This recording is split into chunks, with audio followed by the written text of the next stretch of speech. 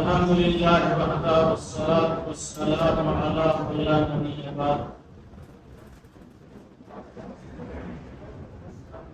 الحمدللہ آج ہم لوگوں نے تراویح پڑھی ہے۔ اسی مناسبت سے باری کی باری جو سورۃ المومنون، سورہ نور اور کچھ آیتیں سورۃ القلم پر مشتمل، اس پر کچھ گفتگو کی جائے۔ سورۃ المومنون یہ مکی سورت ہے، بلکہ سورے کے پارے کا نام ہی ہے قد افلح۔ اللہ رب العالمین کی اس پارے بلکہ اس سورہ کی ابتدائی کئی آیتوں میں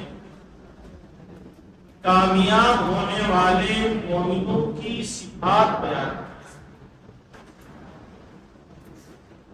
اللہ رب العالمین کے ان صفات کے بیان کرنے سے ایک مطلب تو یہ واضح ہوتا ہے، ایک مفہوم یہ واضح ہوتا ہے، ایک معنی یہ معلوم ہو رہا ہے کہ خالی ایمان کا دعویٰ کافی نہیں ہے، خالی اپنے آپ کو مومن مسلمان کہلانا کافی نہیں، بلکہ دعویٰ کے ساتھ ساتھ کچھ ایسی صفات سے بھی متصف ہونا ضروری ہے جن صفات کو اللہ تعالیٰ پسند فرماتا ہے، جو صفات مومن کی کامیابی کا ذریعہ، کیونکہ اللہ تعالیٰ نے یہاں واضح کیا ہے کہ کون سے مومن کامیاب ہونے والے۔ خالی مومن جو اپنے آپ کو سمجھتے ہو کامیاب نہیں، بلکہ کچھ صفات سے متصف ہونا ضروری ہے۔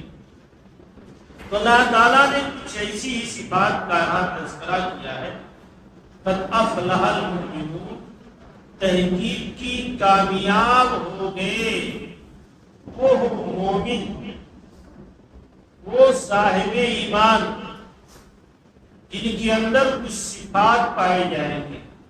پہلی صفت ہے الذین هم فی صلاتہم خاشعون، جو اپنی نمازوں کے اندر خشوع اختیار کرتے ہیں، جو اپنی نمازوں کو قائم تو کرتے ہیں لیکن قیام میں خشوع ہوتا ہے۔ خشوع کیا ہے؟ اس کا معنی بہت وسیع ہے، یعنی تمام ارکان کی ادائیگی میں سکون و اطمینان، تمام ارکان کو سکون و اطمینان سے ادا کرنے والے۔ خشوع کا ایک معنی حدیث جبریل کے ٹکڑے سے بھی لیا جا سکتا ہے، اس میں اللہ کے رسول صلی اللہ علیہ وسلم نے جب دریافت کیا کہ یہ احسان کیا ہے تو آپ کو بتایا گیا کہ انت عبد اللہ کأنک ترہ، آپ اللہ کی عبادت اس طرح سے کریں گویا کہ آپ اللہ کو دیکھ رہے ہیں۔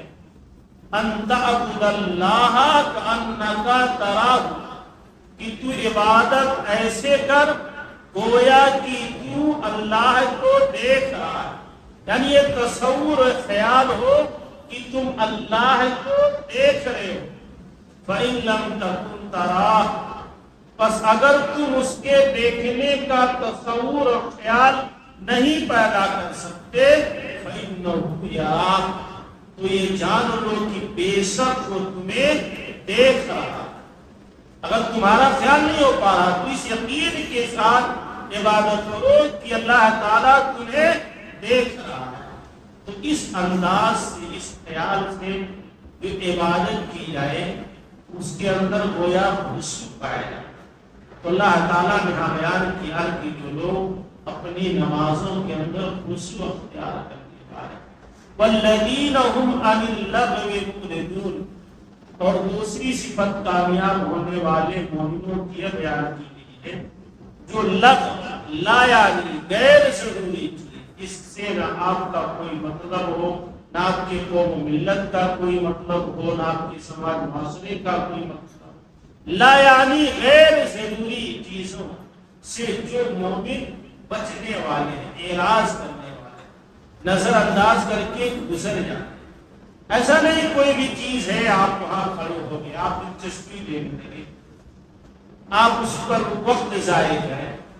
تو اچھے مومن، کامیاب ہونے والے مومنوں کی دوسری صفت یہاں بیان کی گئی ہے کہ وہ لغو باتوں سے، لا یعنی باتوں سے منہ پھیر لینے والے ہیں، اعراض کر لینے والے۔ والذین هم للزکاة فاعلون، اور کامیاب ہونے والے مومنوں کی تیسری صفت اللہ نے بیان کی ہے، جو زکوٰۃ کی ادائیگی کرنے والے۔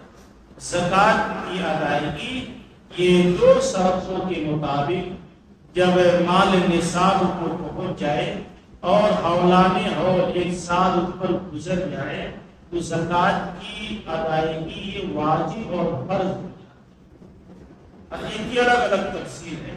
والذین هم للزکاة فاعلون، اور وہ لوگ جو زکوٰۃ کو ادا کرنے والے۔ چوتھی صفت بیان کی ہے، والذین هم لفروجهم حافظون، وہ مومن جو اپنی شرمگاہوں کی حفاظت کرنے والے، ناجائز اور غیر ضروری جگہوں پر کوئی استعمال نہیں کرتے، جو بے حیائی اور بدکاری سے بچنے والے ہیں، وہ کامیاب ہونے والے مومن ہیں۔ کچھ چیزیں اللہ نے یہاں بیان کی، الا علی ازواجہم او ما ملکت ایمانہم فانہم غیر ملومین فمن ابتغی وراء ذلک فاولئک هم العادون، اپنی بیویوں کو چھوڑ کر کے جو غیر عورتوں کے پاس جاتے ہیں وہ حرام کاری کرتے ہیں، وہاں سے تجاوز کرنے والے۔ والذین هم لاماناتہم وعہدہم راعون، اور ایک صفت اور بیان کی کامیاب ہونے والی مومنوں کی کہ جو اپنی امانتوں اور اپنے عہد و پیمان کی حفاظت کرنے والے۔ امانت میں دیانت یہ مومن کی علامت ہے۔ مسند احمد کی ایک روایت ہے کہ لا ایمان لہو لمن لا امانت لہ، جس کے پاس امانت نہیں ہے، امانت میں دیانت داری نہیں ہے، وہ مومن ہی نہیں ہے۔ اور وہ منافق کی علامتوں میں سے بنا خانہ، کہ جب امین بنائے جائے، اس کے پاس امانت رکھی جائے تو خیانت کرے، یہ منافق کی علامت۔ مومن کی علامت امانت میں خیانت داری۔ تو کامیاب ہونے والے مومن وہ ہیں جو اپنی امانتوں میں دیانت داری کا ثبوت دیتے ہیں، جو اپنی امانتوں کی حفاظت کرتے ہیں، جو اپنے عہد و پیمان کی، جو وعدہ کرتے ہیں، عہد و پیمان کرتے ہیں، اس کی حفاظت کرتے ہیں۔ اس کے بعد پھر اللہ تعالیٰ نے نماز کی اہمیت کو بتاتے ہوئے بیان کیا، والذین هم علی صلاتہم یحافظون، جو نمازوں پر محافظت کرتے ہیں، پابندی سے جو نمازوں کی حفاظت کرتے ہیں، وہ کامیاب ہونے والے ہوں گے۔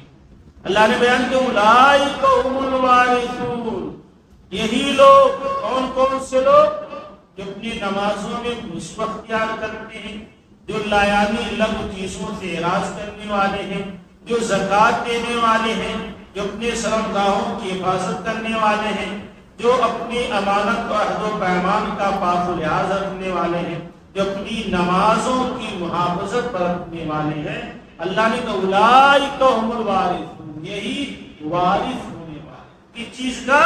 الذین یرثون الفردوس، جنت الفردوس کے وارث ہوں گے جن مومنوں کے اندر یہ صفات پائی جائے، ہم فیہا خالدون، اور اس میں ہمیشہ ہمیش رہیں گے۔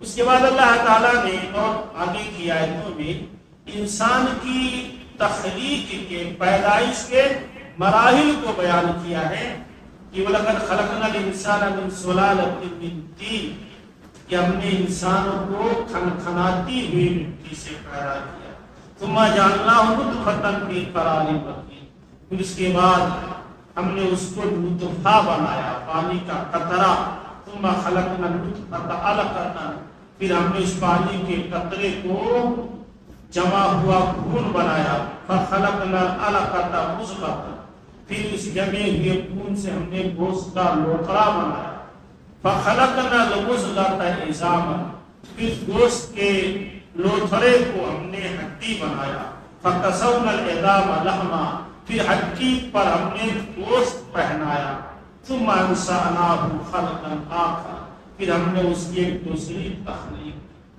یہ بہترین تخلیق کے مراحل میں انسان کی اللہ نے کہا فتبارک اللہ احسن الخالقین، بابرکت ہے وہ ذات جو بہترین تخلیق کرنے والا. پوری مخلوقات میں اللہ تعالی نے انسان کو سب سے بہترین سانچے اور ساخت میں پہنا ہے. سورہ 3 کی اس آیت میں آپ دیکھیے کہ لقد خلقنا الانسان فی احسن تقویم. احسن اس تفسیر کا سیلا کہ ہم نے انسان کو سب سے بہترین سانچے میں پیدا کیا ہے، سب سے بہترین ڈھانچے میں پیدا کیا. آپ ہر مخلوق کو دیکھیے، مطلب کہیں دم ہے، کہیں سور ہے، کہیں چار پیر ہے، لیکن انسان کو اللہ نے دو ہی پیر دیا، بڑا حسین و جمیل خوبصورت بنایا، سب سے بہترین سانچے میں پیدا کیا. اس سلسلے میں ایک واقعہ بہت مشہور ہے امام ابو حنیفہ رحمۃ اللہ علیہ کا. امام ابو حنیفہ رحمۃ اللہ علیہ بہت ذہین آدمی اور یہ ہر چیز استدلال کرتے. ایک مرتبہ ایک شخص ان کے پاس آیا اور کہا کہ آج میں نے اس زمانے میں جو متقدمین لوگ تھے وہ ہر چیز کو طلاق پر، اگر ایسا ہو گیا تو میری بیوی کو طلاق، اگر ایسا نہیں ہوا تو میری بیوی کو طلاق، اس طرح کی باتیں کیا کرتے. ایک شخص نے اپنی بیوی کی تعریف میں کہہ دیا کہ تم چاند سے بھی زیادہ خوبصورت، اگر تم چاند سے زیادہ خوبصورت نہیں ہو تو تمہیں طلاق. چاہے پھر پچھتایا کہ نہ ہم نے بات کہہ لی. امام حنیفہ رحمۃ اللہ کے پاس آیا کہ ہم نے اپنی بیوی سے کہہ دیا کہ اگر تم چاند سے زیادہ خوبصورت نہ ہو تو تمہیں طلاق، کیا میری بیوی کو طلاق واقع ہو گیا؟ امام صاحب نے کچھ دیر غور و فکر کیا، اس کے بعد کہا نہیں، تمہاری بیوی کو طلاق واقع نہیں. آدمی بڑا خوش ہوا، کہا کہ کیسے؟ کہا دیکھیے اللہ تعالیٰ نے جتنی مخلوقات بنائی سورج چاند، ان میں انسان کے بارے میں کہا کہ لقد خلقنا الانسان فی احسن تقویم، ہم نے انسان کو سب سے بہترین سانچے میں پیدا کیا، چاند سے بھی بہترین سانچے میں پیدا کیا. تو تمہارا کہنا صحیح ہے، تمہاری بیوی کو طلاق واقع نہیں. یہ انسان کے مراحل جو ہے یہ پہلے سائنس اس کو نہیں مانتی تھی. سائنس نے اس چیز کی تحقیق کی تو قرآن کی اس طرح کی آیتوں پر اس نے بھی یقین کیا کہ واقعی یہ اللہ ہی کا کلام ہے. اس میں انسانی تخلیق کے مراحل کو اس انداز سے بیان کیا گیا. اس کے علاوہ بہت سی آیتوں میں اللہ تعالیٰ نے انسان کی تخلیق کے بارے میں گفتگو کی. اس کے بعد اللہ تعالیٰ نے انسان پر اپنی ان تمام نعمتوں کا تذکرہ کیا ہے جو اس کی تخلیق کے بعد دنیا میں آباد ہونے کے بعد اللہ تعالیٰ نے دی ہے. کہ نہریں جاری کی، زمین میں بسایا ہے، مختلف مقامات کے اعتبار سے ہم نے الگ الگ درخت پیدا کیے. ساری چیزوں کا تذکرہ اللہ تعالیٰ نے یہ بیان کر کے اہل مکہ کے ذہن میں بات ڈالی ہے کہ اللہ کی وحدانیت کا، اللہ کی ربوبیت کا اقرار و اقرار. اس کے بعد اللہ تعالیٰ نے سورۃ المومنون میں اللہ کے نبی کے صحابہ کی کچھ ایسی صفات بیان کی ہے جو عام طور پر اور مومنوں میں نہیں پائی جاتی. اللہ تعالیٰ نے بیان کیا ہے ان الذین هم من خشیۃ ربهم مشفقون، بے شک جو لوگ اپنے رب سے ڈرنے والے، اور ڈرنے والوں کی صفت اللہ نے بیان کی ہے والذین هم بآیات ربهم یؤمنون، جو اپنے رب کی آیتوں پر ایمان لاتے ہیں، جو اپنے رب کی آیتوں پر ایمان لاتے ہیں. رب کی آیتیں کیا؟ جو قرآن میں احکامات بیان کیے گئے ہیں اس کو صحیح مان کر کے، سچ مان کر کے اس پر عمل کرتے. والذین هم بربهم لا یشرکون، جو اپنے رب کے ساتھ شرک نہیں کرتے. والذین یؤتون ما آتوا وقلوبهم وجلہ. یہ سب سے عظیم صفت. آج ہم تھوڑی نیکی کر لیتے ہیں, کچھ رکوع سجود کر لیتے ہیں, وضاحت تھوڑا سا بنا لیتے ہیں, تو ہمیں یہ احساس ہونے لگتا ہے کہ اب ہم کو جنت میں داخل ہونے سے کون روک سکتا ہے. خاص کر ہمارے وہ نوجوان جو جمعہ دن ہوتا ہے اس مسلک کو اپناتے ہیں تو سنتے ہیں کہ ابھی جنت کے ٹھیکیدار ہیں, طائفہ منصورہ ابھی ہے, نجات پانے والی جماعت ابھی ہے, جنتی ابھی. صحابہ کا معاملہ کیا تھا کہ سب کچھ کرنے کے بعد, اللہ کے راستے میں خرچ کرنے کے بعد, نماز روزہ کرنے کے بعد بھی ڈرتے تھے کہ پتہ نہیں ہمارا عمل اللہ تعالیٰ کے ہاں قبول ہوا کہ نہیں. کرنے کے بعد بھی ڈرتے ہیں کہ پتہ نہیں اللہ کے ہاں قبول ہوا کہ نہیں. اور یہی اہم و بنیادی چیز ہے, سب سے بڑی چیز ہے عمل کی قبولیت. ہم جو بھی عمل کریں ہماری کوشش ہو, بلکہ اللہ سے دعا گو بھی ہوتے رہے, دعا بھی کرتے رہے کہ اللہ اس عمل کو قبول ہو. اللہ کے نبی صلی اللہ علیہ وسلم کے صبح و شام کی دعاؤں میں سے ہے کہ آپ اللہ تعالیٰ سے دعا کرتے تین چیزوں کے بارے میں کہ اللہ انی اسألک علما نافعا, نفع دینے والا ہے, ایسے علم کا سوال کرتا ہوں جو نفع دے, وعملا متقبلا, اور ایسا عمل جو قبول کر لیا جائے. تو قبول کیا جانا ہی یہ اہم اور بنیادی چیز ہے. تو اللہ نے بیان کیا والذین یؤتون ما آتوا, وہ لوگ جو دیتے ہیں وہ قلوبہم وجلہ, اور ان کے دل ڈرے رہتے ہیں, انہم الی ربہم راجعون, جو اپنے رب کی طرف لوٹ کر جانے والے ہیں. اللہ نے کہا اولئک یسارعون فی الخیرات, یہی بھلائی کے کاموں میں آگے بڑھنے والے ہیں, جلدی کرنے والے ہیں. وہم لہا سابقون, اور اس میں سبقت کرنے والے. عطیہ رضی اللہ تعالیٰ عنہ کی روایت ہے کہ اے اللہ کے رسول, کیا اس آیت سے وہ لوگ مراد ہیں جو نماز نہیں پڑھتے ہیں اور اللہ سے ڈرتے ہیں, یا جو روزہ نہیں رکھتے ہیں اللہ سے ڈرتے ہیں, یا جو بے حیائی بدکاری کرتے ہیں اور اللہ سے ڈرتے ہیں؟ اللہ کے نبی نے کہا نہیں, اس سے وہ لوگ مراد ہیں جو نماز پڑھتے ہیں پھر بھی ڈرتے ہیں پتہ ان کی نماز قبول ہوئی کہ نہیں ہوئی, روزہ رکھتے ہیں پھر بھی ڈرتے ہیں پتہ نہیں ان کا روزہ قبول ہوا کہ نہیں ہوا, بے حیائی برائیوں سے بچتے, شراب نہیں پیتے, زناکاری نہیں کرتے, پھر بھی ڈرے رہتے کہ کہیں ایسا نہ ہو ہماری چھوٹی موٹی غلطیوں پر اللہ تعالیٰ ہمارا معاوضہ. تو یہ کچھ صفات اللہ تعالیٰ نے صحابہ کرام کی یہاں بیان کیا. اس کے بعد کئی اور آیتوں میں اللہ تعالیٰ نے کفار کے حوالے سے بیان کیا ہے کہ ان کو اللہ کے اس کلام پر یقین رکھنا.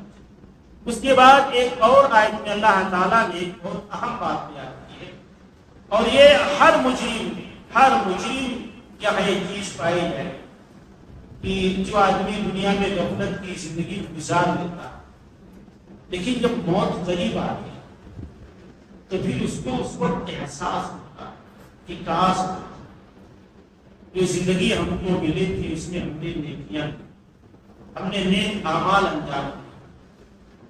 ایک وقت وہ ہوگا جب وہ جو سورۃ المنافقون میں بیان کیا گیا ہے کہ جب موت آئے گی تو اس وقت وہ کہے گا کہ اے کاش اے اللہ مجھے تھوڑی دیر کے لیے اور مہلت دے دے, فاتصدق واکن من الصالحین, تاکہ میں کچھ صدقہ خیرات کروں, صالح نیک لوگوں میں سے ہو جاؤں.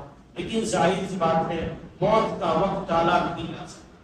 یہاں اللہ تعالیٰ نے بیان کیا ہے اسی چیز کو حتی اذا جاء احدهم الموت, جب ان میں سے کسی کے پاس موت آ جائے گی, قال, وہ کہے گا رب ارجعون, کہ اللہ مجھے لوٹا دے دنیا میں, لعلی اعمل صالحا فیما ترکت, تاکہ میں صالح نیک عمل کروں جو میں دنیا میں چھوڑ کر کے آیا.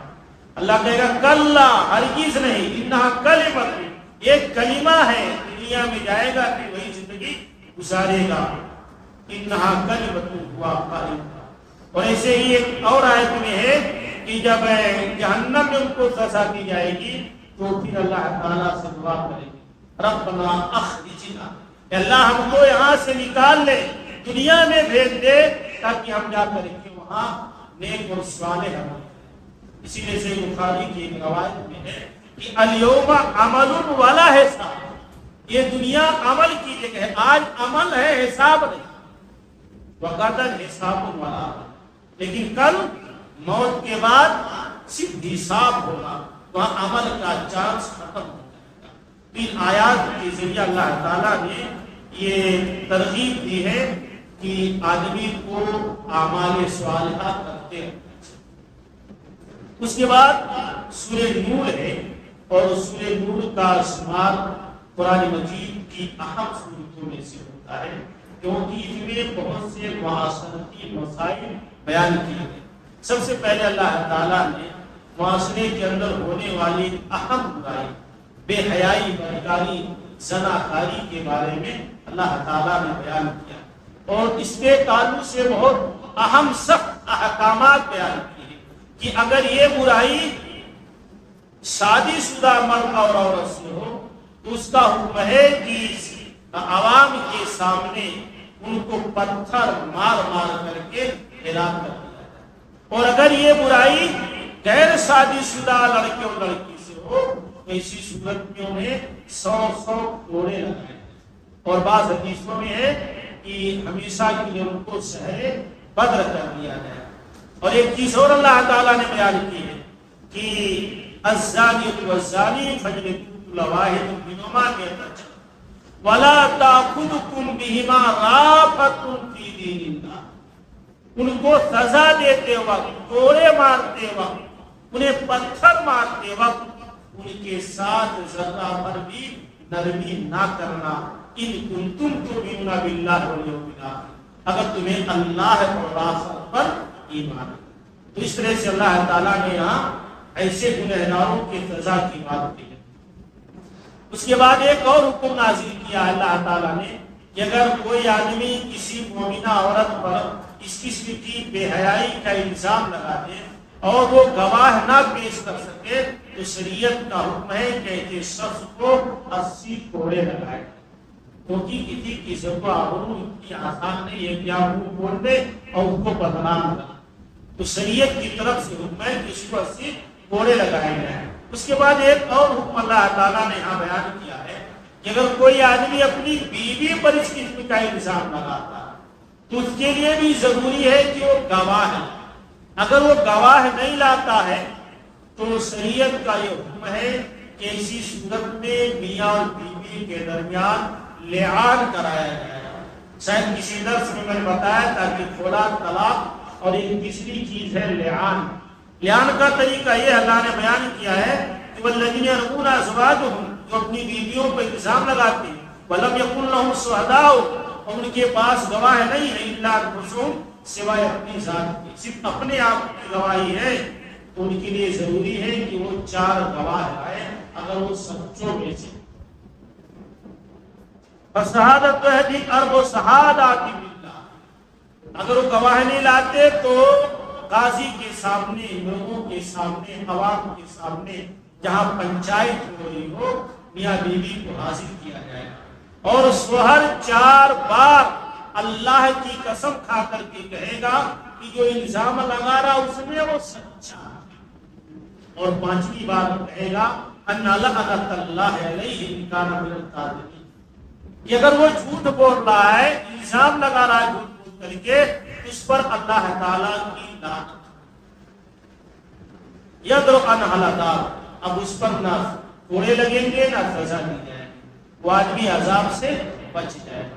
اب اسی طرح سے عورت بھی 4 بار اللہ کی قسم کھائے گی کہ شوہر جو اس پر الزام لگا رہا ہے وہ جھوٹ ہے، اور 5ویں بار وہ قسم کھائے گی کہ اگر اس کا شوہر سچا ہے تو اس پر، یعنی اس کی ذات پر، عورت پر اللہ کا غضب نازل۔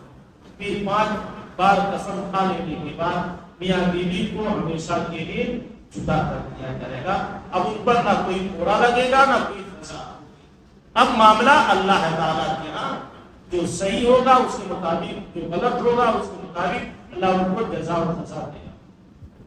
اس کے بعد اللہ تعالیٰ نے ایک اور اہم بات بیان کی ہے کہ حضرت عائشہ رضی اللہ تعالیٰ عنہا پر غزوہ مریسی یا غزوہ بنو المصطلق دونوں نام لیا جاتا ہے، دونوں کا ایک ہی نام ہے، اس میں ان پر الزام لگا دیا گیا تھا بے حیائی برتا ہے، اور مہینوں تک اللہ کے رسول پر وحی نازل نہیں ہوئی، عابدین پریشان ہو گئے۔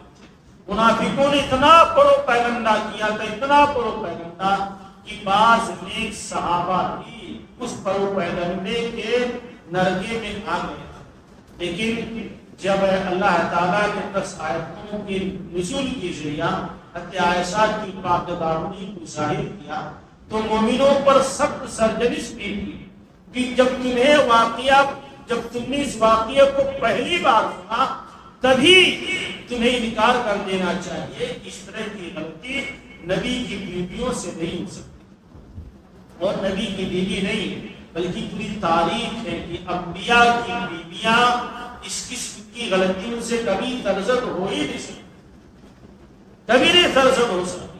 حضرت نوح حضرت لوط کی بیویوں کے بارے میں جو آتا ہے کہ وہ خیانت کرتی تھی، تو وہاں صرف یہ ہے کہ گھر کے راز کو جا کر کے عوام میں بیان کرتی، ورنہ خیانت یہ بدکاری کے معنی میں نہیں۔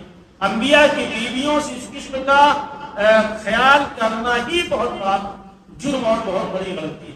اس کے بعد اللہ تعالیٰ نے ایک اور چیز پر رد کیا ہے، ان الذین یحبون ان تشیع الفاحشۃ فی الذین آمنوا، جو لوگ مومنوں میں بے حیائی کو عام کرتے ہیں ان کے لیے دنیا میں بھی اور آخرت میں بھی دردناک عذاب۔ بہت ساری چیزیں اب تو دھیرے دھیرے بہت کم ہو گیا ہے، لیکن بڑے بڑے شہروں میں دیکھا جاتا تھا کہ یہ سنیما ہال یہ زیادہ تر مسلمان نہیں چلا۔ اگر کوئی ایسا نوجوان کوئی ایسی دکان کھولتا ہے جس میں بے حیائی برائی کا پرچار ہوتا ہے اور جو اسی لیے وہ دکان ہوئی، وہ ذریعہ ہوئی، تو بہت بڑا گناہ ہے۔ یا جیسے بہت سارے ہمارے بھائی مطلب بہت سے ایسے کاروبار کرتے ہیں، مطلب لباس کی بہت خراب آگے مارکیٹ۔ اگر آپ وہ لباس بیچتے ہیں اور وہ جا کر کے مارکیٹ میں اس سے بے حیائی پیدا ہوتی ہے، اس آیت کے ذمن میں آدمی داخل ہو سکتا ہے۔ اور قسمت یہ ہے کہ ہم مسلمان کو کوئی پروڈکٹ ہمارا ہے کہ ہم بنائیں، ہمارا جو کرتا ہے وہ بھی غیر مسلم بنا کر کے ایسے چاہتا ہے، ہمارے پہننے اوڑھنے کی چیزیں بھی وہ بیچتے ہیں۔ آپ کبھی غور کیجیے ٹی شرٹوں پر کیا لکھا ہوتا ہے جو کبھی کبھی نوجوان پہنتے ہیں۔ ایک بار میں نے اس پر بہت غور کیا، وہ عجیب لگتا ہے، مطلب لکھا ہے سویٹ گرل، ڈریم گرل، کس می، پلے بوائے، اور ایسے بہت ساری چیزیں جس میں زناکاری بدکاری کا وہ لفظ مجھے انگریزی نہیں معلوم یاد آ رہا ہے، سب لکھا ہوا ہوتا ہے۔ پہنتے ہیں نماز بھی پتہ ہی نہیں ہمارے گھروں میں یہ ساری چیزیں کہاں سے نہ۔ ہمارے گھر کی عورتوں کو شادی بیاہ کے موقع پر دیکھو، گھروں میں تو لوگوں کو نصیب نہیں ہوتا ویسا کم دیکھنے کے لیے تو آتے ہیں لیکن نصیب نہیں ہوتا، لیکن شادی حال میں وغیرہ میں دیکھو کیسا لباس کیسی کی ایسی چیز جس سے مومنوں میں بے حیائی پیدا ہو، برائی پیدا ہو، یہ بہت بڑا جرم، ہمیں وہ سبب نہیں بننا چاہیے۔ کبھی کبھی غیر شعوری طور پر ہم بن جاتے ہیں، تو اللہ نے کہا کہ جو لوگ چاہتے ہیں کہ مومنوں میں بے حیائی پیدا ہو ان کے لیے دردناک عذاب ہے، دنیا میں بھی اور آخرت میں۔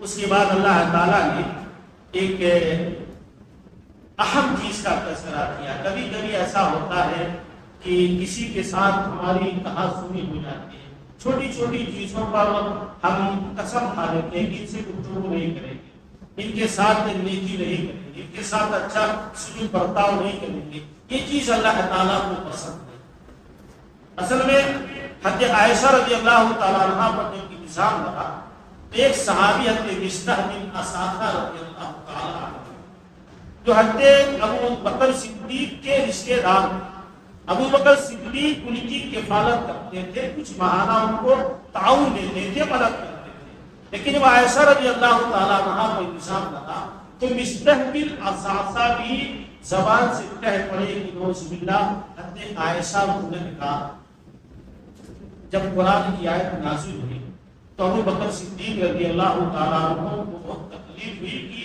میں خرچ دیتا تھا اور انہوں نے میری بیٹی کے تعلق سے ایسی سی بات کہی ہے، باپ تھے فطری طور پر تکلیف ہوئی اور کہا کہ آئندہ میں ان کو خرچ نہیں دوں گا۔ اللہ تعالیٰ کی بات پسند نہیں آئی کہ یہ صدیقیت کے خلاف۔ اللہ نے کہا کہ وَلَا يَأْتَلِ أُولُو الْفَضْلِ مِنكُمْ وَالسَّعَةِ، جو فضل والے ہیں، وسعت والے ہیں، دولت ثروت والے ہیں، وہ اس بات کی قسم نہ کھائیں کہ قرابت داروں کو، مسکینوں کو، اللہ کے راستے میں ہجرت کرنے والوں کو وہ نہیں دیں گے۔ وَلْيَعْفُوا وَلْيَصْفَحُوا، چاہیے کہ عفو سے کام لیں، درگزر سے کام لیں۔ ہمارے یہاں چھوٹے چھوٹے ملازمین ہلکے دماغ کے ہوتے ہیں، جو تو بہت شاطر ہوتے ہیں، چالاک ہوتے ہیں، آپ ان کو بھگا دو کوئی بات نہیں، کچھ ہلکے دماغ کے ہوتے ہیں، ان سے غلطیاں ہو جاتی ہیں، آپ تھوڑی سی تنخواہ دیتے ہیں، اس سے اس کا گزر بسر ہو جاتا ہے۔ اب آپ جوش میں مار کریں گے، اس کو بھگا دیا آئندہ نہیں رکھوں گا، یہ بھی غلط ہو جاتا ہے۔ چھوٹی چھوٹی چیزیں اگر آپ کا بہت نقصان نہیں ہے، نظر انداز کر دینا چاہیے، درگزر کر دینی چاہیے۔ تو اللہ نے کہا کہ جو فضل والے، وسعت والے، انہیں قسم نہیں کھانی چاہیے، بلکہ ان کو کیا ہے، معاف کر دینا چاہیے۔ کیا تم نہیں چاہتے ہو یغفر اللہ لکم، کہ اللہ تمہیں معاف کر دے؟ تم سے بھی تو غلطیاں ہوتی ہیں، تم سے بھی تو کوتاہیاں ہوتی ہیں، جیسے تمہاری خواہش ہے اللہ تمہیں معاف کر دے، ایسی ہی چھوٹی چھوٹی غلطیاں کرنے والوں کو بھی تمہیں معاف کر دینا چاہیے۔ جب یہ آیت ابو بکر صدیق رضی اللہ تعالیٰ عنہ نے سنی کہ اللہ تعالیٰ نے میرے بارے میں نازل کیا ہے، تو فوری طور پر کہا کہ اللہ میں چاہتا ہوں کہ تو مجھے معاف کر دے، اور اپنے قسم کا کفارہ ادا کر کے فوراً رشتے کی نساسا کو جو کچھ دیتے تھے پہلے سے وہ دینے لگے۔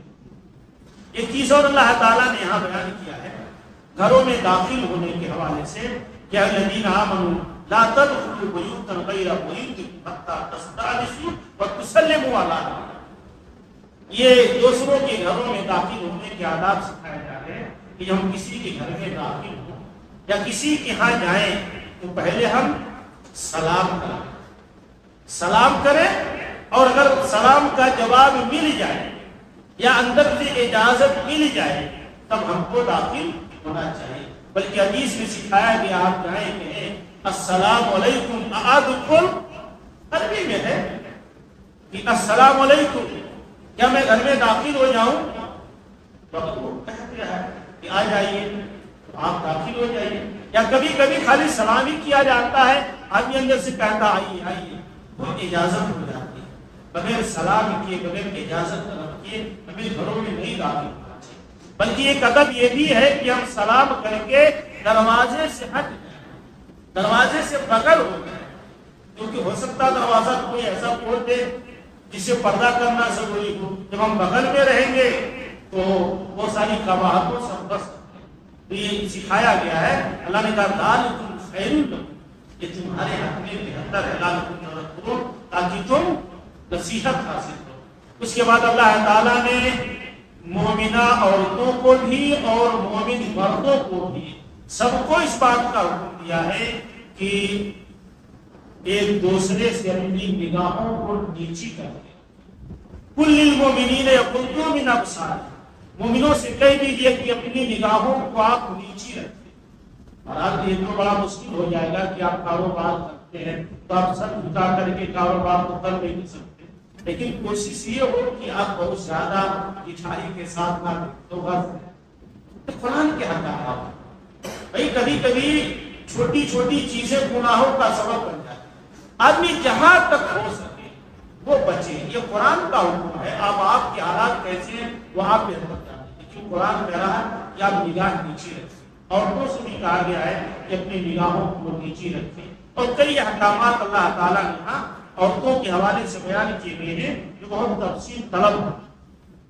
اللہ تعالیٰ نے آگے چل کر کے کچھ ایسے کاروباریوں کے بارے میں بیان کیا ہے کہ کاروبار تو کرتے ہیں لیکن ان کا کاروبار انہیں اللہ کے ذکر سے غافل نہیں کرتا۔ رجال لا تلہیہم تجارت، کچھ لوگ ایسے ہیں جن کو غافل نہیں کرتا ان کی تجارت، غافل نہیں کرتی ان کی تجارت، ولا بیع، اور نہ ہی خرید و فروخت، ان ذکر اللہ، اللہ کے ذکر سے، و اقام الصلاۃ و نماز کے قائم کرنے سے، و ایتاء الزکات و زکات کے ادا کرنے سے، یخافون کیونکہ لوگ ڈرتے ہیں، یومن اس دن سے تتقلب فیہ القلوب والابصار، جس دن دل اور نگاہیں الٹ پلٹ جائیں۔ تو اس دن کا خیال کر کے کاروبار کرتے وقت بھی اللہ کے ذکر سے اور قیام صلاۃ سے یا ایتاء زکات سے یہ لوگ غافل نہیں ہوتے۔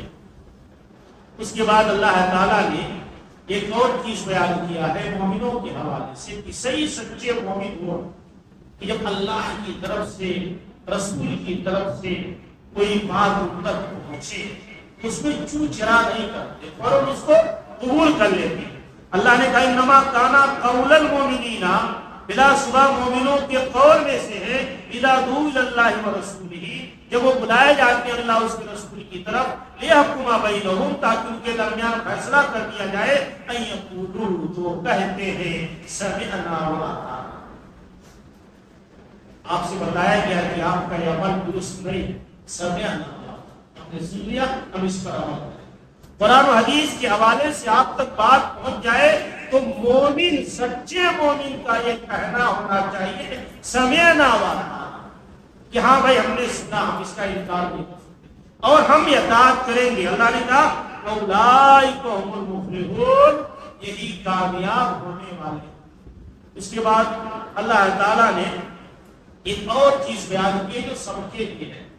بسا اوقات ہم اس کا خیال نہیں کرتے کہ ہم بھی جب اپنے گھروں میں داخل، خود کے گھر میں داخل ہوں تو وہاں بھی ہم کو سلام کرنا چاہیے۔ اللہ نے بیان کیا فَإِذَا دَخَلْتُمْ بُيُوتًا، جب تم گھروں میں داخل ہو فَسَلِّمُوا عَلَىٰ أَنفُسِكُمْ، تو اپنے آپ پر سلام، تَحِيَّةً مِّنْ عِندِ اللَّهِ، یہ اللہ کی طرف سے عطیہ اور تحفہ، مبارکۃ طیبۃ، جو بابرکت اور پاکیزہ۔ گھر میں ہم داخل ہوں تو سلام کریں۔ شاید اسی سلسلے میں ایک روایت میں نے کہیں پڑھی تھی کہ ہم گھر میں داخل ہوں سلام کریں اور فوراً ہم سورہ اخلاص پڑھ لیں تو اللہ تعالیٰ گھر کے اندر برکت عطا کرتا ہے۔ وہ ایک روایت ہے کہ جب بندہ گھر میں داخل ہوتا ہے اور سلام نہیں کرتا ہے اس کے ساتھ شیطان بھی داخل ہو جاتا ہے۔ تو ہمیں گھروں میں داخل ہوتے وقت سلام کرنا چاہیے۔ اللہ نے کہا کذالک یبین اللہ لکم الآیات، اللہ تعالیٰ اسی طرح کی باتیں آیات سے بیان کر رہا ہے لعلکم تعقلون، تاکہ تم سمجھو۔ اس کے بعد سورہ نور کی آخری ہے اللہ تعالیٰ نے ایک بہت اہم بات بیان کی ہے کہ جو لوگ نبی کے حکم کی مخالفت کرتے ہیں چاہے شعوری طور پر یا غیر شعوری طور پر، انہیں ڈرنا چاہیے کہ کہیں ایسا نہ ہو اللہ کی طرف سے کسی فتنے میں مبتلا ہو جائے یا کسی دردناک عذاب میں مبتلا ہو جائے۔ اللہ نے کہا فَلْيَحْذَرِ الَّذِينَ يُخَالِفُونَ عَنْ أَمْرِهِ أَن تُصِيبَهُمْ فِتْنَةٌ، ان لوگوں کو ڈرنا چاہیے جو نبی کے حکم کی مخالفت کرتے ہیں ایک ہی پہنچ نہ جائے ان کو کوئی فتنہ یا کسی دردناک عذاب میں مبتلا نہ ہو جائے۔